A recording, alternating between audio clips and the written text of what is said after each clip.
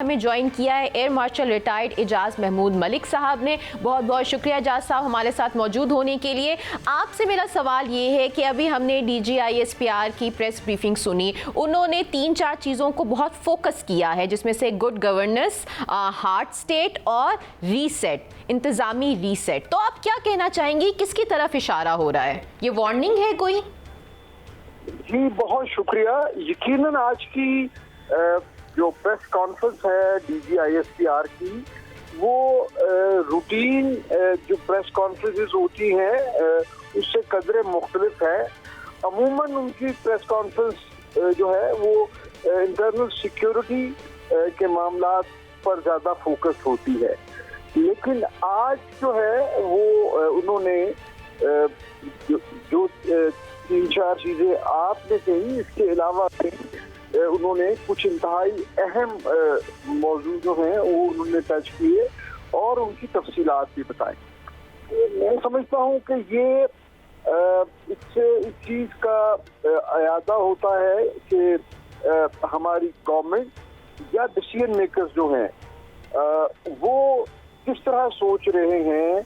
पाकिस्तान में पहले बात यह है कि गवर्नेंस के जो इश्यूज हैं उसके हवाले से, फिर जो एडमिनिस्ट्रेटिव रिस्ट्रक्चरिंग की एक अरसे से डिमांड चल रही है और उसके ऊपर एक बहस कभी तेज कभी तुन लहजे में भी हो जाया करती है। नए सूबों के बारे में जैसे बात होती रही है उसको उन्होंने टच किया। फिर उन्होंने बलूचिस्तान में टेररिज्म के साथ जो एक स्पेक्ट्रम है इलीगल फाइनेंसिंग का, इलीगल ट्रेड का और बिलखसूस ऑयल एंड गैस की जो ट्रेड है उन्होंने हाईलाइट किया। वो एक इंतहाई इकोनॉमिक एतबार से वो बहुत अहम मसला है। और फिर गवर्नमेंट की तरफ से वो तमाम तर मंसूबे जो पाइपलाइन में हैं और जिनकी काबिल-ए-एहतराम एयर मार्शल साहब, आप बिल्कुल दुरुस्त फरमा रहे हैं। मेरा आज आपसे कोई सवाल नहीं है, मुझे सिर्फ आप चूंकि फौज को हमसे ज्यादा समझते हैं और जनरल साहब की प्रेस ब्रीफिंग खत्म हो गई है, मुझे आसान से 2-3 सवालों का जवाब दे दीजिए। पहला सवाल उन्होंने फरमाया बदकिस्मती से हम हार्ड स्टेट नहीं है, फौज को मुझसे ज्यादा समझते हैं। इसको एलैबोरेट करेंगे, इसका क्या मतलब होता है बदकिस्मती से हम हार्ड स्टेट नहीं है? मैं इसको इस तरह इंटरप्रेट करूंगा जी कि शायद हमें जिस तरह मामलात को संजीदगी और सख्ती से लेने की जरूरत है, हमारे यहाँ वो पॉलिटिकल विल अवेलेबल नहीं है। देखिए, हार्ड स्टेट के 2 कंपोनेंट होते हैं, बट साहब आप मुझसे बेहतर समझते हैं। एक उसके लिए पॉलिटिकल ओनरशिप, पॉलिटिकल विल, और दूसरा है capacity of the government institution to deal. हमारे यहाँ मुसल्लह अफवाज में बिलखसूस और वो कैपेसिटी मौजूद है और उसके डेमोन्स्ट्रेशन हम हर रोज कर रहे होते हैं, लेकिन हमेशा हमारी जो पॉलिटिकल मसलहतें हैं वो आड़े आती हैं और हमारे वो जो कुर्बानियां हैं लोगों की वो जो है वो फिर रायगा ही चली जाती है। तो मेरा ख्याल है अगर उन्होंने अपने इन खदशात का इजहार किया है तो शायद मैं इसको इस तरह इंटरप्रेट करूंगा कि ये इंडिकेट करता है कि हार्ड स्टेट बनने के लिए पॉलिटिकल ओनरशिप और पॉलिटिकल जो विलिंगनेस है वो बहुत जरूरी है। किबला मोहतरम, उन्होंने सीधा फिक्रा कहा कि वजीर दाखिला मोहसिन नकवी साहब ने जो बात कही वो उनके जाती ख्यालात है। पाकिस्तान की सिक्योरिटी के लिए गुड गवर्नेंस बहुत ज़रूरी है। आप मुझे ज़रा रहनुमाई फरमाएं, गुड गवर्नेंस कैसे होगी? कैसा कोई डंडा उठाना पड़ेगा? ये तो सियासतदानों ने करनी है, फौज तो नहीं आगे कर सकती। How it possible sir? अच्छा, मैं अब आपने 2 अलग अलग, एक सेमिनार और एक प्रेस कॉन्फ्रेंस को आपने मिक्स कर दिया। मैं नहीं समझता कि मोहसिन नकवी साहब जो हैं वो कभी भी कहीं भी अपनी जाती राय देते हैं या देंगे। ये एक नॉर्मल कस्टमरी चीज है कि कई दफा आप अपनी जो है सोच को इस तरह जो है वो प्रमोट करते हैं किसी एक बयान से, किसी एक ट्विटर से, किसी एक इनफॉर्मल जगह से, एक्सप्रेशन से, और फिर उसको पब्लिकली ओन नहीं करते और उस पर आप आवाम का रद्द अमल देख के फिर आगे बात करते हैं। तो मेरा ख्याल है भट्ट साहब थोड़े कहे को आप काफी समझे। लेकिन इजाज साहब, एक बात तो है ना कि जहां मोहसिन नकवी साहब ने ये बात कही कि सिस्टम क्रैश हो रहा है, नए सूबे बनने चाहिए, तो कहीं ना कहीं जो हमने अभी DGISPR की प्रेस कॉन्फ्रेंस देखी उसमें भी तो सिमिलर ही बातें हुई ना, तो कहीं ना कहीं तो मिल रही है ना बातें दोनों।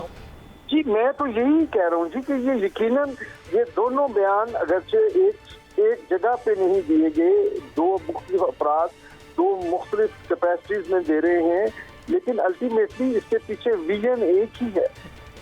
बिल्कुल। अच्छा, अब हम जानना चाहेंगे कि इसी प्रेस कॉन्फ्रेंस में ये बात भी हुई कि 40,000 से ज़ायद इंटेलिजेंस बेस्ड ऑपरेशंस हुए, लेकिन दहशतगर्दी बलोचिस्तान में अभी भी पूरी तरीके से ख़त्म नहीं हो सकी। उसकी वजह आप क्या देख रहे हैं?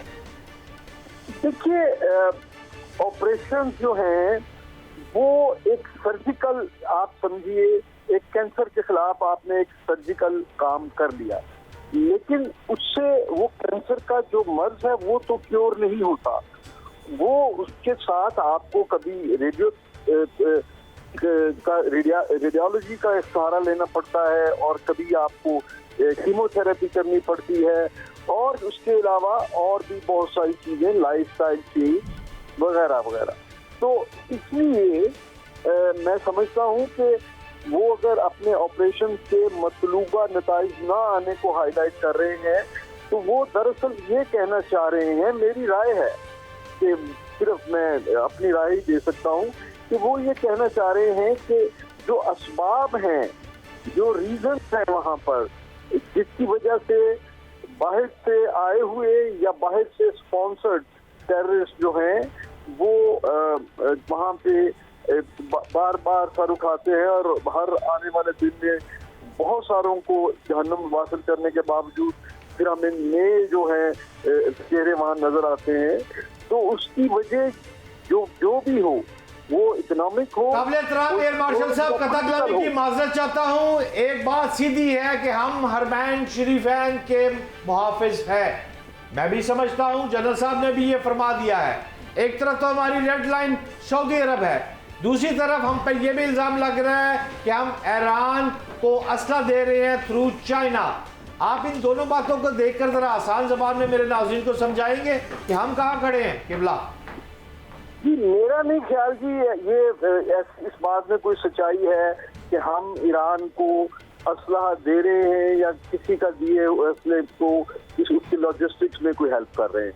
मेरे ना तो कोई इल्म में ऐसी बात है और ना मैं समझता हूँ कि ऐसी किसी चीज का इम्कान है। दूसरा पार्ट आपके सवाल का कि हम असूली तौर पे तो ईरान के साथ खड़े हैं अमेरिकन एग्रेशन के खिलाफ, लेकिन हम तो असल में न्यूट्रल पोजीशन इख्तियार करते हैं ताकि हमारे ऊपर जो तमाम फ्रीकैन का एतमाद है हम उसको बरकरार रखें, क्योंकि अगर हम एक तरफ साइड लेंगे तो फिर दूसरा फ्रीक हमारी बात सुनने को भी तैयार नहीं होगा, मानना तो दूर की बात है। और जहां तक सऊदी अरब का ताल्लुक है, उनके साथ डेफिनेटली हमारी एक फॉर्मल कमिटमेंट है दिफाई मुआहदे की सूरत में, वो हमें पूरी करनी है। लेकिन उसके साथ साथ पाकिस्तान ये कोशिश करता है कि वो नौबत ना आए जिसमें हमें साइड लेनी पड़े और हम सऊदी अरब का साथ देते हुए किसी दूसरे मुसलमान मुल्क के खिलाफ कोई कार्रवाई करने पे मजबूर हो। Thank you so much Ijaz sahab for joining.